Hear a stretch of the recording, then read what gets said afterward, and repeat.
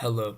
Today this presentation will analyze the question, how does your product use or challenge conventions, and how does it represent social groups or issues? Regarding the short film product, critical call The Interrogation. This is a low-budget film created in 2025 by Ace Media Studios and Hidden Truth Films. This presentation will cover how the film uses and subverts conventions within the main three genres, while including three theorists that represent key ideas, as well as representations of specific groups and societal issues. To give a brief overview of the short film, it centers on two teenage boys, John and Quandre, who initiate a prank call bomb threat against their school principal.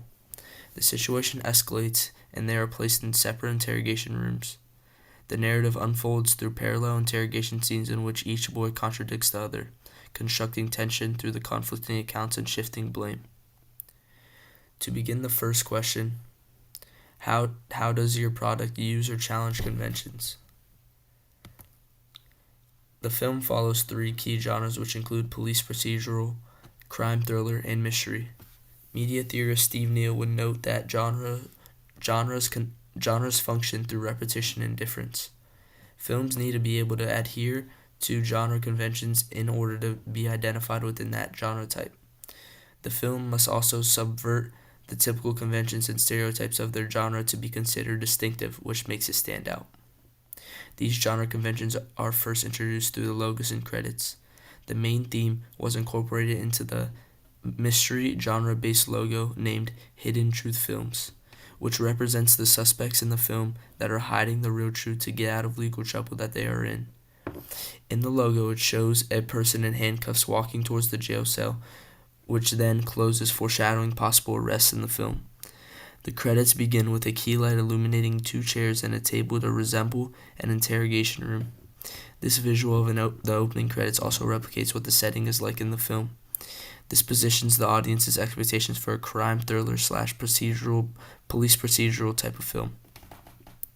Moving over to the actual film, several conventions of the crime thriller and police procedural genre are upheld with a confined interrogation setting, creating high stress, isolation, and psychological pressure designed to induce confessions within the teens.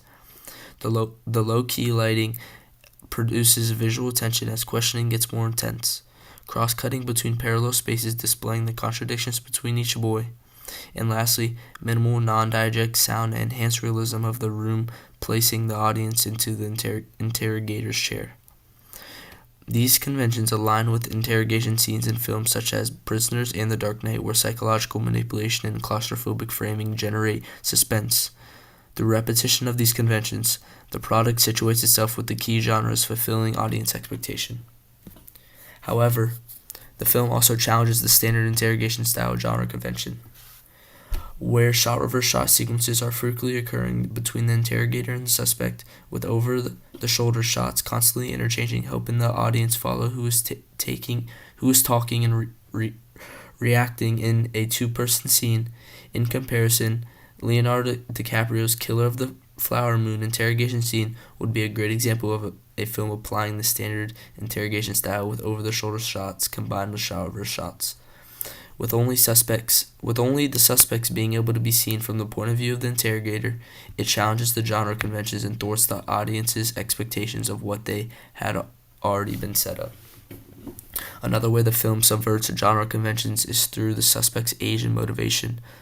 Unlike conventional crime thrillers that center on adult offenders or hardened criminals, this narrative highlights adolescence and maturity.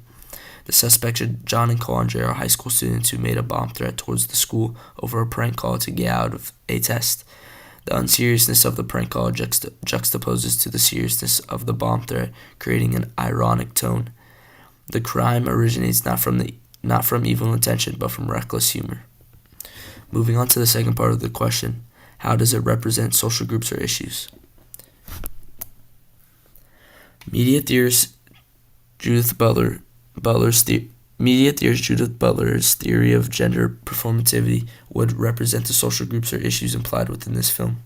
Butler argues that gender is not fixed or born with, but instead created through a repetitive set of acts, behaviors, and expressions that make up the identity it is meant to be. It is socially constructed reality, not a natural one. During the interrogation, both boys perform as tough men that think they can get around the law with denial of responsibility and blame shifting. These behaviors represent how teenage boys display emotional isolation to conform to societal pressure and prove their masculinity. However, as contradictions accumulate, the performance fractures with nonverbal cues and hesitation, defensive posture, and vocal inconsistencies exposing their underlying fear. The interrogation space operates as a place where performed masculinity collapses under pressure. Moreover, media theorist Claude Lévi-Strauss's theory on binary oppositions represents the social issue between youth and authority. The visual and narrative structure constructs oppositions between the portrayed youth as reckless/rebellious and authority as controlling and rational. This issue of the prank call, often perceived as trivial within adolescence culture, acquires severe consequences within the context of it being a bomb threat. Compared with comedic teen films such as Superbad, where misconduct is framed humorously, this narrative reframes adolescence recklessness within a thriller framework. The teenagers have to face the repercussions from the authorities because of the seriousness of a bomb threat. This concludes the presentation. Thank you for your time, and have a great rest of your day.